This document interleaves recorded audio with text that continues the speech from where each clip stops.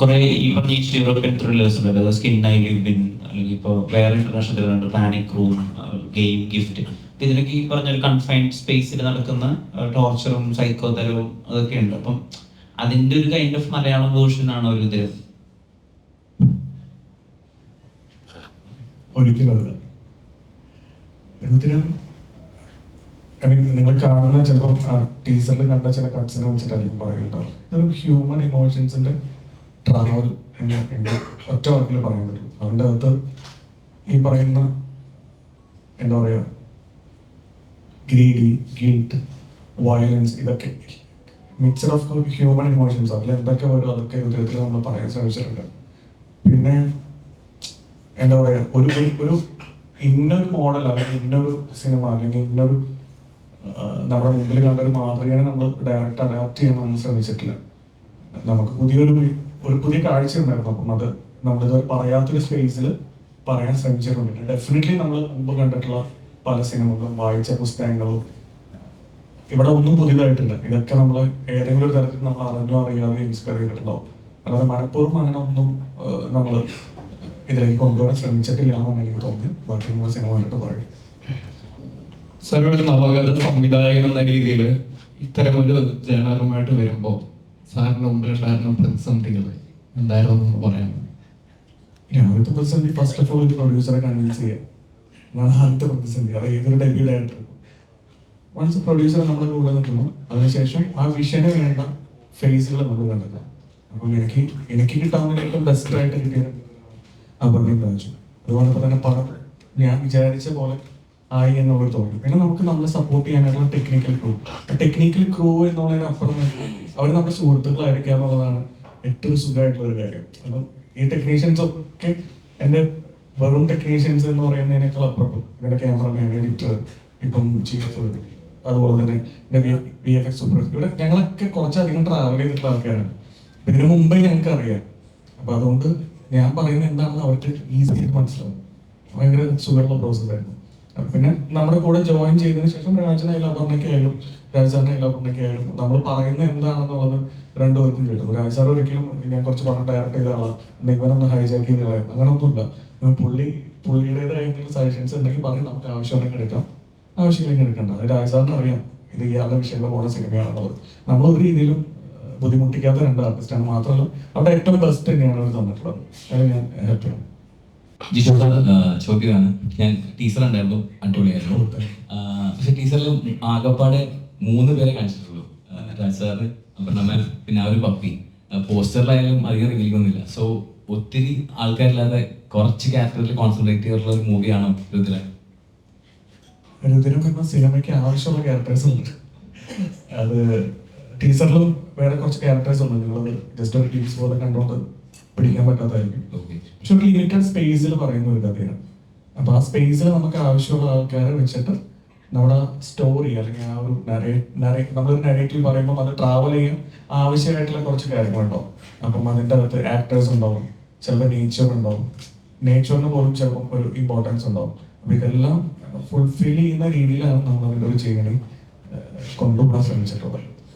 അപ്പം അത് ട്രെയിലർ വരുമ്പോൾ കുറച്ചുകൂടെ വിസിബിൾ ആവും. ഇന്നൊരു 7 മണി കഴിയുമ്പോൾ നിങ്ങൾക്ക് കുറച്ചും കൂടെ ക്യാരക്ടേഴ്സിനും കുറച്ചും കൂടെ വലിയൊരു രീതിയിലോട്ടും അത് ട്രാവൽ ചെയ്യുന്ന സിനിമയാണ് മനസ്സിലാവും. ഐ മീൻ കണ്ടന്റ് വൈസും അതുപോലെ തന്നെ അതിന്റെ ആക്ട്. പിന്നെ ഇതിൻ്റെ അത് ഞാൻ വിട്ടുപോയൊരു കാര്യം എന്താണെന്ന് വെച്ച് കഴിഞ്ഞാൽ രാജസാറ് അപർണയല്ലാതെ ബാക്കി ചെയ്തിട്ടുള്ള എനിക്ക് തോന്നുന്നു 99% ആൾക്കാർ പുതിയ ആൾക്കാരാണ്.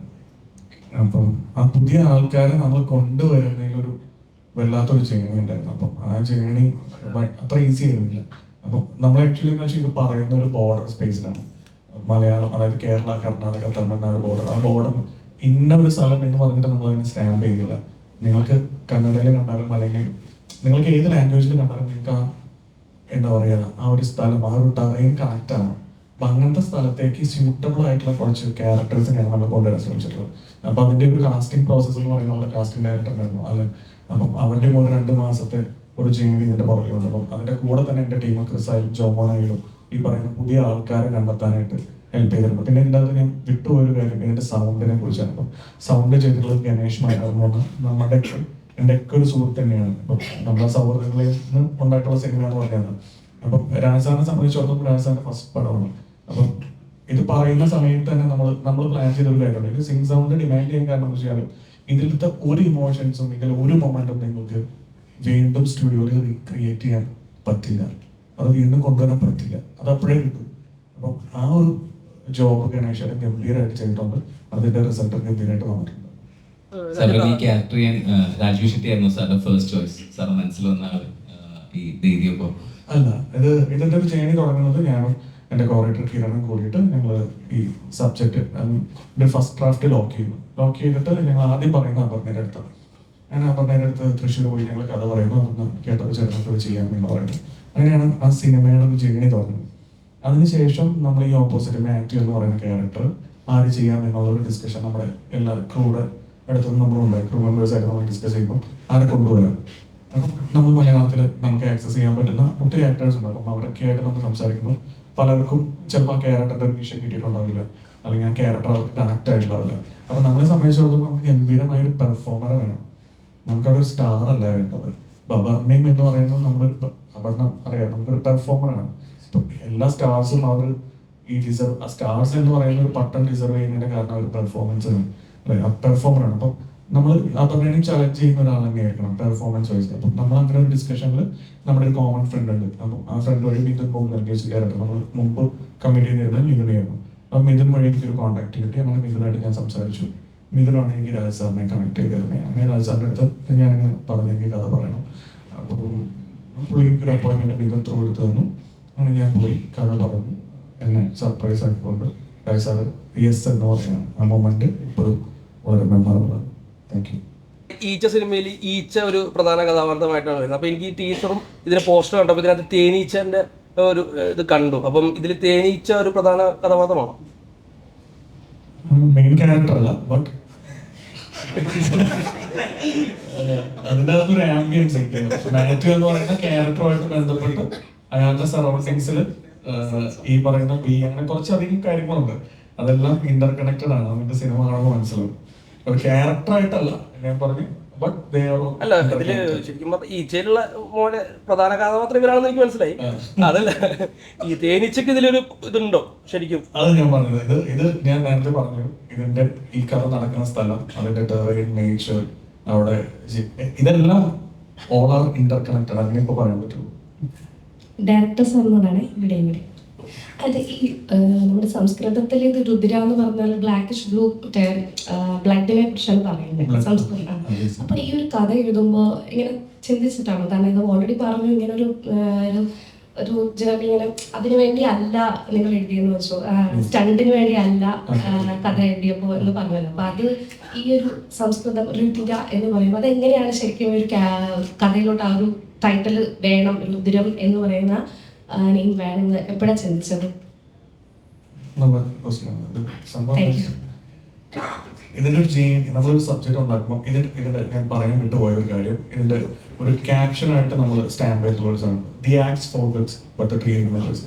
അപ്പം ഞാൻ ഇതിന് മുമ്പ് നമ്മളൊരു സിനിമ, എല്ലാ ഡെബ്യൂ ഫിലിം മേക്കേഴ്സും ആലോചിക്കുന്ന സിനിമ തന്നെ സംഭവിക്കണമെന്നില്ല. അപ്പം നമ്മളതിന് മുമ്പ് ഈ ക്യാപ്ഷൻ എന്നെ ഭയങ്കരമായിട്ട് ബുക്ക് ചെയ്തിരുന്നു. നമ്മൾ മുന്നേ ഒരു സിനിമയ്ക്ക് വേണ്ടി ആലോചിച്ചിരുന്നു. അപ്പം ഇതൊരു ആഫ്രിക്കൻ പ്രോവർബാണ്. അപ്പം ഇതിന്റെ ഒരു പ്രൈമറി തോട്ട് ഉണ്ടായ സമയത്ത് തന്നെ നമ്മൾ ഇതിന്റെ കഥ ലോക്ക് ചെയ്യുന്ന സമയത്ത് തന്നെ ഈ ക്യാപ്ഷൻ നമ്മൾ ഭയങ്കരമായിട്ട് ബുക്ക് ചെയ്തു. അപ്പൊ ഈ ക്യാപ്ഷനിലൂടെയാണ് നമ്മൾ പിന്നെ ട്രാവൽ ചെയ്തിരുന്നത്. അപ്പം ഈ രണ്ട് പേരിലും ആരാണ് ആക്സ്, ആരാണ് ട്രെയിനർ നമുക്ക് പറയാൻ പറ്റില്ല. ബട്ട് ഇവരിൽ ആരുമാണ് അത് നിങ്ങളുടെ പെർസ്പെക്റ്റീവിൽ നിങ്ങൾക്ക് ഡിഫൈൻ ചെയ്യാൻ പറയാം. അപ്പം ഇതിനപ്പുറം നമ്മളിപ്പോൾ ജീവിക്കുന്ന ഈ സമൂഹത്തിൽ അല്ലെങ്കിൽ നമ്മുടെ സൊസൈറ്റിയിൽ ഒരുപാട് ഡിസ്ക്രിമിനേഷൻ ഉണ്ട്, റേസിസം ഉണ്ട്, ഒത്തിരി കാര്യങ്ങളുണ്ട്. അവിടെ ബ്ലാക്ക് ഉണ്ട്, വൈറ്റ് ഉണ്ട്, എല്ലാ രീതിയിലുള്ള കാഴ്ചകൾ നമ്മൾ കാണും. പക്ഷെ നമ്മളെയൊക്കെ കണക്ട് ചെയ്യുന്ന ഒരു കോമൺ ഫാക്ടർ ഉണ്ട്, അത് നിങ്ങളുടെ മെന്റിങ് കളർ ബ്ലഡ് ആണെന്നുള്ളത്. ആ പൊളിറ്റിക്സ് ആണ് നമ്മൾ പറയുന്നത്. Hope you understand.